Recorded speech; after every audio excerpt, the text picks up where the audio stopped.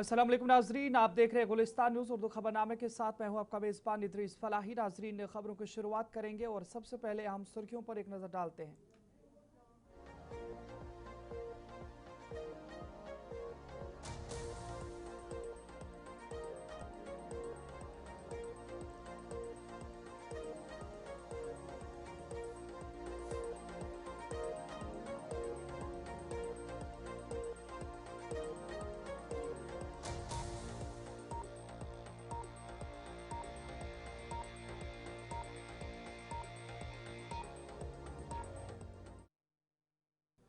नजराम सुर्खियों के बाद खबरों की तफसील की ओर चलेंगे और सबसे पहले बात करेंगे इजराइल के हवाले से, जहां से इस वक्त की एक बड़ी खबर आ रही है। इजराइल के अंदर फिर से एक बार सायरन बजा दिए गए हैं। शुमाली इजराइल में सायरन बजा दिए गए हैं। मुबैना फजाई दरअंदाजी का अलर्ट जारी किया गया है। मालिकिया के करीब मुश्तबे फजाई खतरे की इतलात मौसूल हुई हैं और इजरायली फौज ने वाक़े की तहकीकात भी शुरू कर दी और सरहदी इलाकों में कशीदगी के बाद सिक्योरिटी हाई अलर्ट पर कर दी गई है। इस हवाले से आपको बता दें, जहां पर शुमाली इजराइल में इस वक्त सायरन बजा दिए गए हैं, जब इजरायली फौज ने लबनान सरहद के करीब इलाके मालकिया में मुबैना तौर पर एक दुश्मन फजाई जहाज की दरअंदाजी का शुबह जाहिर किया है। इजरायली फौज के मुताबिक खतरे की निशानदही के बाद फौरी तौर पर अलर्ट जारी किए गए और मुमकिन फजाई खतरे की नौइयत का जायजा लिया जा रहा है। हुकाम ने इस हवाले से जानकारी दी है कि वाक़े की तफसीलात की जांच पड़ताल जारी है और सिक्योरिटी फोर्सेस सूरत हाल का बारीक बीनी से जायजा ले रही है। इब्तदाई इतलात के मुताबिक किसी जानी या माली नुकसान की इतला सामने नहीं आई है। यह वाक़या ऐसे वक्त में पेश आया है जब खित्ते में कशीदगी पहले ही बढ़ चुकी है और शुमाली इजराइल में ड्रोन, रॉकेट हमलों और फजाई खतरात के मुतअद्दिद वाक़यात रिपोर्ट भी हो रहे हैं। सरहदी इलाकों के रिहायशियों को अक्सर ऐसे सायरन के दौरान महफूज पनागाहों में मुंतकिल होने की हिदायत दी जाती है, जबकि फजाई दिफाई निज़ाम को हाई अलर्ट पर रख दिया जाता है। और हुकाम ने कहा है कि ऑपरेशनल जायजे के बाद मज़ीद तफसीलात भी जारी है, क्योंकि लगातार इजराइल की जानिब से लेबनान के अंदर हिजबुल्लाह को निशाना बनाने की कोशिशें की गई हैं और उसके बाद अब इस तरीके की पेशरफ भी देखने को मिली है, जिसमें मालिया के करीब मुश्तबे फजाई खतरे की इतलात मिली हैं और इस हवाले से अब इजराइल के अंदर सायरन भी बजा दी गई है। जो आवाज़ें दिखाई दे रही है इजराइल के अंदर, वो भी ज़रा सुनाइएगा।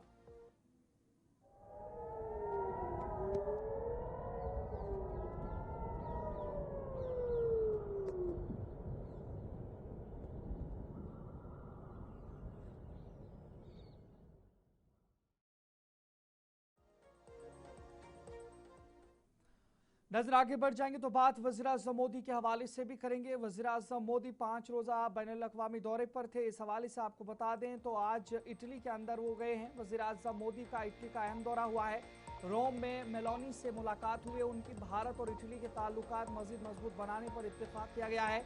तिजारत, दिफा और टेक्नोलॉजी ताउन बढ़ाने पर जोर दिया गया है। वज़ीर-ए-आज़म मोदी का इतालवी सदर से मुलाकात का भी इम्कान जाहिर किया गया है और इस हवाले से आपको बता दें, जहाँ पर वज़ीर-ए-आज़म नरेंद्र मोदी इटली के दौरे पर रोम पहुंच गए, जहां उनकी इतालवी वज़ीर-ए-आज़म जॉर्जिया मेलोनी से मुलाकात हुई है। मुलाकात के दौरान दोनों रहनुमाओं ने भारत और इटली के दो तरफा ताल्लुकात को मज़ीद मजबूत बनाने पर तफसीली गुफ्तगू की है और तिजारत, दिफा, तवानाई, टेक्नोलॉजी और आलमी उमूर समेत मुख्तलिफ शोबों में ताउन बढ़ाने पर जोर दिया गया है। इस मौके पर दोनों ममालिक ने स्ट्रेटेजिक पार्टनरशिप को नई बुलंदियों तक ले जाने और बाहमी सरमायाकारी को फरोग देने के आज़्म का इजहार किया है। मुलाकात के बाद दोनों रहनुमाओं ने साथ डिनर भी किया, जबकि इससे कबल रोम के तारीखी कोलोनिज्म का मुश्तरका दौरा भी किया गया है। जॉर्जिया मेलानी ने सोशल मीडिया पर वज़ीर-ए-आज़म मोदी का खैर मकदम करते हुए लिखा, welcome to Rome my friend. जबकि वज़ीर-ए-आज़म मोदी ने भी कहा कि बातचीत में भारत इटली दोस्ती को मज़ीद मजबूत बनाने पर पेशरफ जारी रहेगी। मीडिया रिपोर्ट्स के मुताबिक वज़ीर-ए-आज़म मोदी अपने दौरे के दौरान इतालवी सदर सर्जियो मातारेला से भी मुलाकात करेंगे।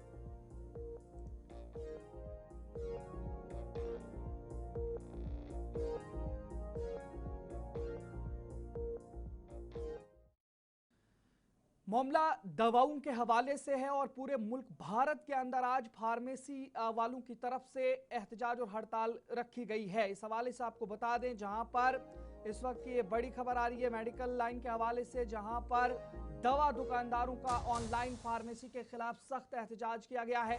ई फार्मेसी पर जाली नुस्खों के इस्तेमाल का खदशा जाहिर किया गया है ऑनलाइन डिस्काउंट से मकामी फार्मेसी कारोबार मुतासर हो, इस हवाले से उनकी जानिब से कहा गया है। और जो भी दवाइयां हैं उनके हवाले से उनकी जानिब से कहा गया है कि GSR 220E और GSR 817E कवायद वापस लेने का मुतालबा उनकी जानिब से दोहराया गया है।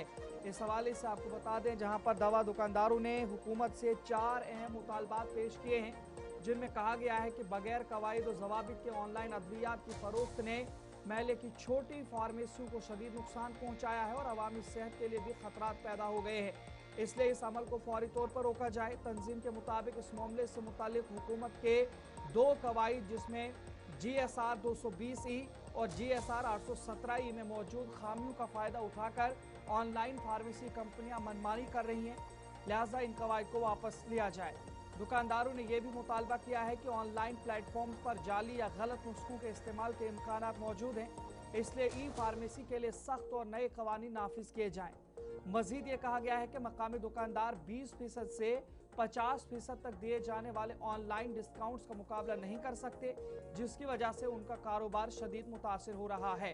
तो कुल मिलाकर के देखिए, आज मुल्क भारत की अलग अलग रियासतों के अंदर फार्मेसी और मेडिकल जो शॉप्स हैं उनकी जानिब से ये एहतजाज और हड़ताल की गई है और उनका साफ मानना है कि जो ऑनलाइन तरीके से दवाइयाँ मंगवाई जा रही हैं या जो कंपनियां प्रोवाइड कर रही हैं, इससे कई खदशात सेहत के हवाले से भी बढ़ सकते हैं और अब जो मकामी कारोबार है वो भी मुतासर होगा।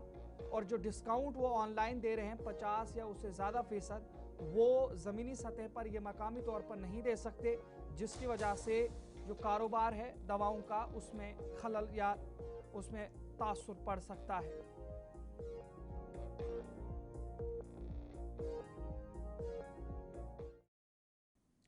जम्मू कश्मीर में महकमा दाखिला की जानिब से भी एक हुक्मनामा जारी किया गया है। आपको बता दें, 4 ऐसे IPS अफसरान हैं जिन्हें इंचार्ज IG तैनात कर दिया गया है और जम्मू कश्मीर में इंतजामी सतह पर अहम रद्दोबदल देखने को मिला है, जिसमें Shakti Kumar Pathak IPS, doctor Mohammad Haseeb Mughal IPS समेत 4 अफसरान को नई जिम्मेदारियां भी सौंप दी गई हैं।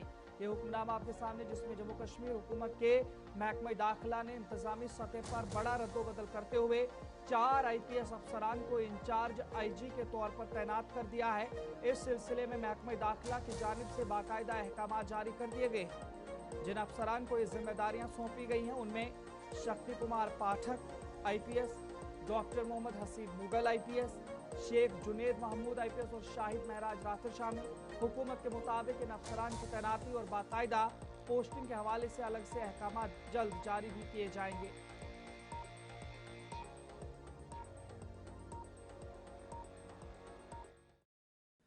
नाजरीन, बात करेंगे NEET UG leak paper case के मामले के हवाले से भी कुछ नए इंकिशाफात आए हैं और इस वक्त ये बड़ी खबर इस हवाले से, क्योंकि नीट UG लीक केस में बड़ा इंकिशाफ हुआ है, जिसके तहत केमिस्ट्री पेपर का 100% मैच साबित हो गया है और इस हवाले से NTA ने CBI को ये केस भेज दिया है और 26 से ज़ायद अफराद तहकीकात की जद में इस वक्त हैं। नीट UG 2026 पेपर लीक तनाज़े ने शिद्दत इख्तियार कर ली है और इस हवाले से आपको बता दें, जहां नेशनल टेस्टिंग एजेंसी ने मुबैना तौर पर इंकिशाफ किया है कि केमिस्ट्री के तमाम सवालात एक गेस्ट पेपर से 100% मैच कर रहे थे, जो 3 मई को होने वाले असल इम्तिहानात में शामिल थे। ज़राए के मुताबिक ये पेशरफ्त उस वक्त सामने आई जब 7 मई को राजस्थान के ज़िला सेकर से एक विसल ब्लोयर ने NTA को ईमेल के जरिए एक PDF फाइल भेजी, जिसकी जांच पड़ताल के बाद केमिस्ट्री सेक्शन में मुकम्मल और बायोलॉजी में जुज़वी मुमासिलत साबित हुई। मामले की संगीनी को देखते हुए NTA ने केमिस्ट्री के तमाम पेपर सेटर्स और मुतरजमीन के नाम CBI को मज़ीद तहकीकात के लिए भेज दिए हैं, जबकि तकरीबन 26 से 27 अफराद बशुमूल मुख्तलिफ मज़ामीन के माहिरीन ज़ेर तफ्तीश हैं। इस दौरान CBI ने एक रिटायर्ड लेक्चरर PV कलकर्नी को भी गिरफ्तार किया है, जो मुबैना तौर पर केमिस्ट्री सवालात की तैयारी और मराठी तर्जुमे में मुलविस थे। इधर NTA ने 21 जून के आइंदा इम्तिहान के लिए तमाम पेपर सेटर्स और मुतरजमीन को तब्दील कर दिया है और इम्तिहानी निज़ाम की शफाफत और सिक्योरिटी को मज़ीद सख्त बनाने के लिए SOPs पर नजरसानी शुरू कर दी है।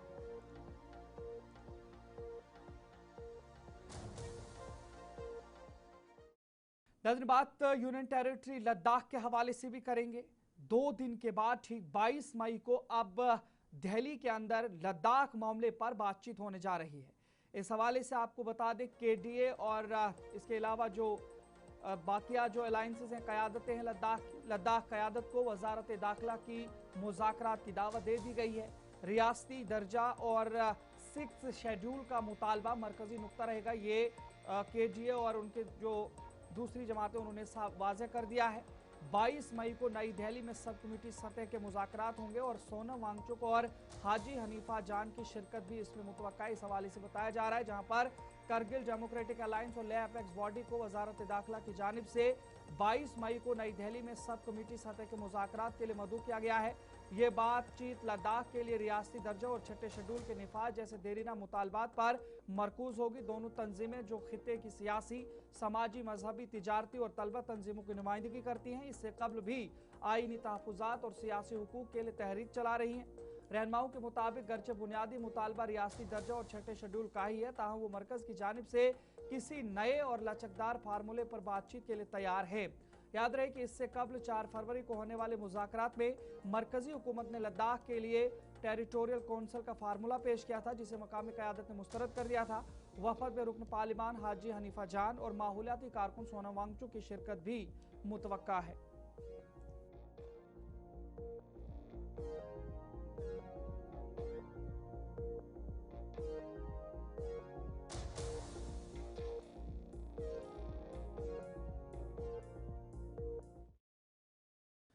नायब वज़ीर आला सुरेंद्र कुमार चौधरी ने आज बारामूला जिला के सर्द और सरहदी इलाकों का दौरा किया है, जहां उन्होंने मुतअद्दिद तरक्याती मंसूबों का इफ्तिताह किया है। इस मौके पर उन्होंने मुख्तलिफ नामुकम्मल मंसूबों का भी जायजा लिया और मुतल्लिका अफसरान को हिदायत दी कि तमाम ज़ेर इल्तवा कामों को बरवक्त और मयारी अंदाज मुकम्मल किया जाए, ताकि आवाम को दरपेश मुश्किलात का इजाला हो सके और बुनियादी सहूलियात में बेहतरी लाई जा सके। नायब वज़ीर आला ने अफसरान पर जोर दिया कि तमाम ज़ेर तकमील मंसूबों को जल्द अज जल्द मुकम्मल किया जाए। इस दौरे के दौरान उनके हमरा MLA उड़ी डॉक्टर सजाद शफी, DDC मोहम्मद जो साबिक DDC है मोहम्मद इस्माइल और दीगर सीनियर ज़िले और इंतज़ामी अफसरान भी मौजूद थे।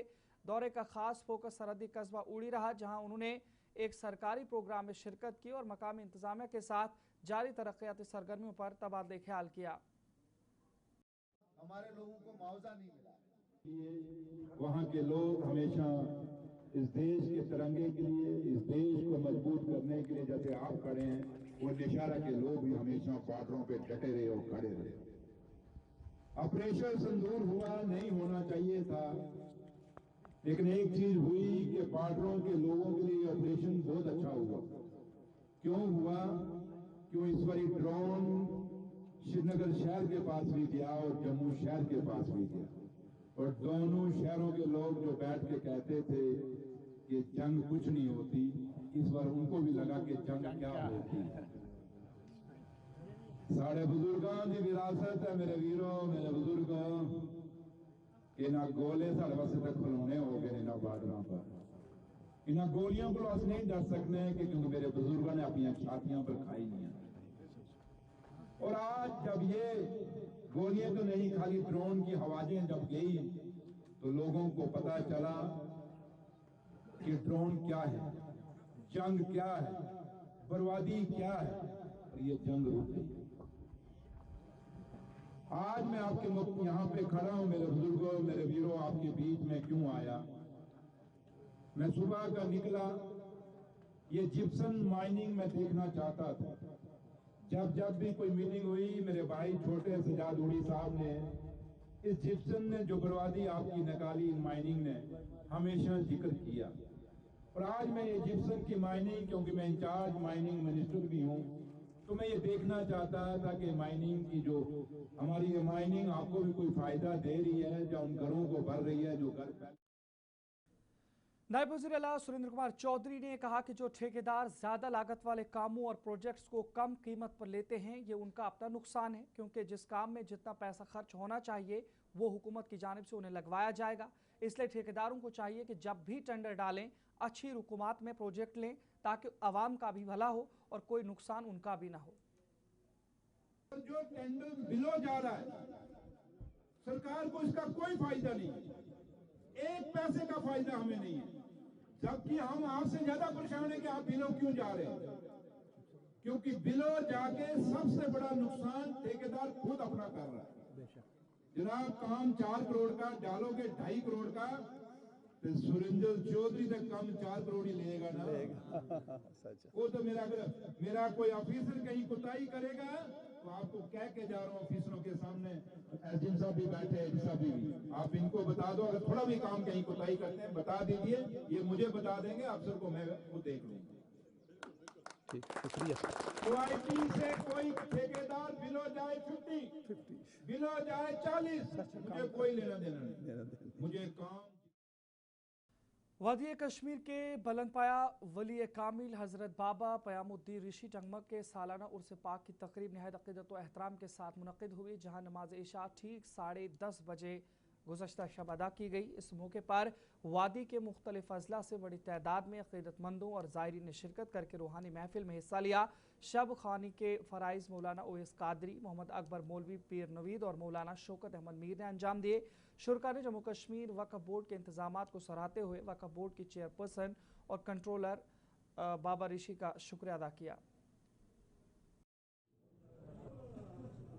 आज त्रेम शाब ये सखी हजरत बाबा क़यामुद्दीन ऋषि रहमतुल्लाह अलैह सुन तरफात पे आय वारियाह इलाको पे आय ज़ारिन यमो ये नसा शब खानी कर तो बी वाज खानी रात तो इंतजाम तो ठीक इंशाअल्लाह रहमान सारी गई फैज़ याब ये नसन दुआ ये मौलवी साहब तहन शुक्र गुजार खुसूसन ये जन ये कंटिन्यू मौलवी साहब मोहम्मद अकबर साहब नवीद साहब बी आज यह सा यह ब्या मौलवी साहब तमो मौलाना अवैस कादरी साहब तो तमो पर वाज खानी असल पे बेहतरीन पे खतमातुल मौज़ूमात रोज बी असल लंगरुक इंतजाम एडमिनिस्ट्रेशन इंतजाम सोरे मतलब यह वक्फ बोर्ड तरफ सोरे इंतजाम बेहतरीन।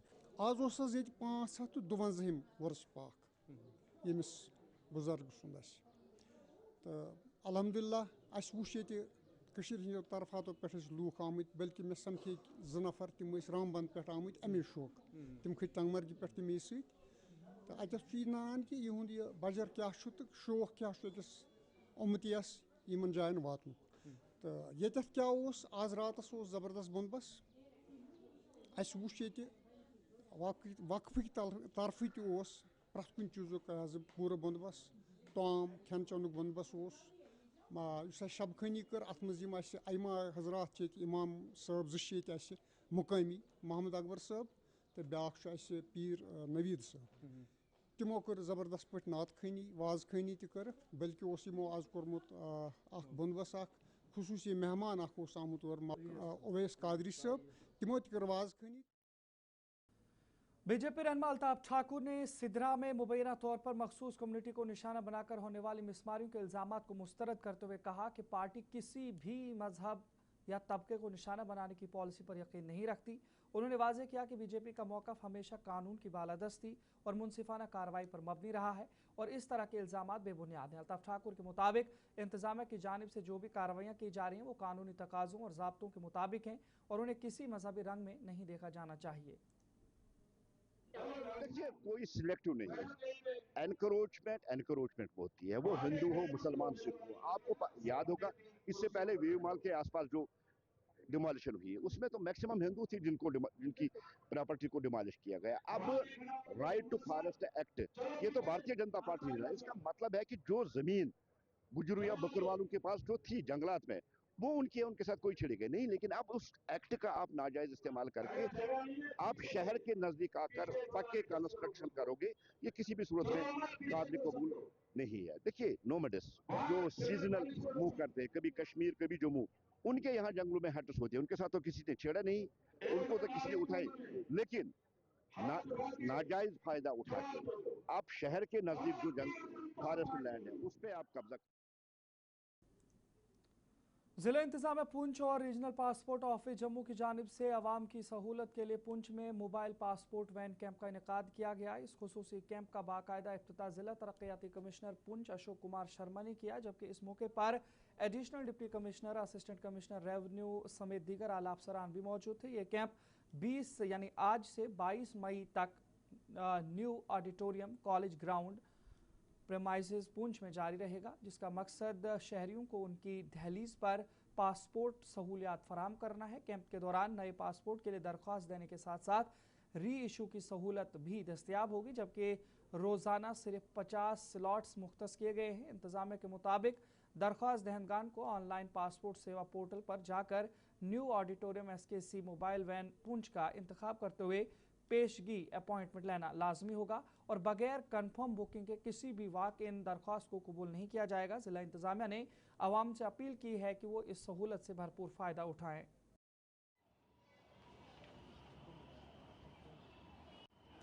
Ministry of external affairs government of India की तरफ से पासपोर्ट मोबाइल वैन फैसिलिटी जो है वो यहाँ प्रोवाइड की जा रही है।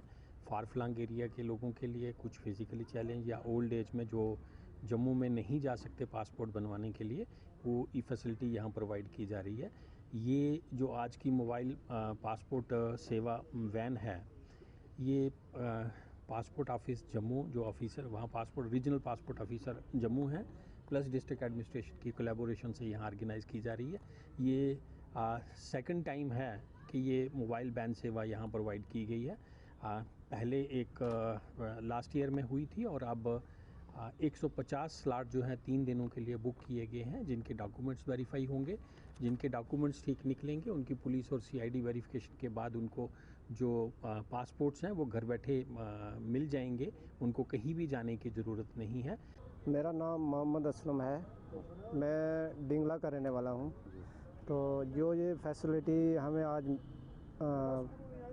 यहाँ दी गई है, इसके लिए हम यहाँ के एडमिनिस्ट्रेशन का बहुत बहुत शुक्रिया करना चाहते हैं। और हमारी डिमांड है अगर यहाँ पे परमानेंट ये काम जारी हो जाए तो ज़्यादा ठीक है लोगों के लिए, क्योंकि सफ़र का बहुत यहाँ से अगर बच्चों को बनाना है या लेडीज़ को जाना है तो गर्मी बहुत है, मौसम का भी बहुत साथ नहीं दे रहा आज की डेट में। ये जो आज यहाँ पे कैंप लगा था पासपोर्ट का, हम इसका डिस्ट्रिक्ट एडमिनिस्ट्रेशन का LDS एडमिनिस्ट्रेशन का शुक्रिया अदा करते हैं कि उन्होंने ये कैंप यहाँ पे लगाया। बहरहाल इसका हल ये नहीं है, हल ये है कि यहाँ पे या तो परमानेंट ऑफिस हो, आए यहाँ पे तो ना, अगर परमानेंट ना कर सकें तो 15 दिन में या 3 महीने में यहाँ पे कैंप लगना चाहिए। हम डिस्ट्रिक्ट जम्मू कश्मीर के उधमपुर के जखेनी पार्क में बढ़ती हुई गर्मी के बाइस पुंछ में बस स्टैंड मार्केट में ख़राब और गले सड़े आम फरोख्त किए जाने का मामला सामने आया है। मकामी लोगों ने इल्ज़ाम लगाया कि मार्केट में कुछ फ्रूट फरोश ख़राब और सड़े हुए आम आवाम को फ़रोख्त करें, जिससे लोगों की सेहत को संगीन ख़तरात लाक हो सकते हैं। लोगों का कहना है कि दुकानदार ताज़ा फलों के साथ गले सड़े आम भी ग्राहकों को दे रहे हैं। ऐसे फलों के इस्तेमाल से फूड पॉइजनिंग समेत कई ख़तरनाक बीमारियां फैलने का खदशा हो गया है। ख़ास तौर पर बच्चों और बुज़ुर्गों के लिए ये इंतहाई नुकसानदेह साबित हो सकता है। हमारा बताएंगे आज फ्रूट खरीदने आए तो क्या देखा? बात यह है कि आज जो मैं बाज़ार पुंछ में आया हूँ तो यहाँ पर कुछ दुकानें जो देखने के लिए मिल रही है, बड़ा अच्छा फ्रूट्स आइटम्स और ना सब्ज़ी वगैरह, बड़ी अच्छी फ्रेश सब्ज़ी मिल रही है। कुछ दुकानों में ऐसा गला सड़ा माल बिक रहा है कि वो सारा बीमारी का कारण है। घर में बच्चे हैं छोटे, वो खाएंगे बीमार हो जाएंगे। क्योंकि वो मैं फूड एंड सेफ्टी वालों से अनुरोध करूँगा कि इसको। तो चलिए नाजरीन, फिलहाल उर्दू खबरनामे में इतना ही। अपने मेज़बान इदरीस फलाई को इजाज़त दीजिए। देखते रहिए गुलिस्तान न्यूज़। अल्लाह निगहबान।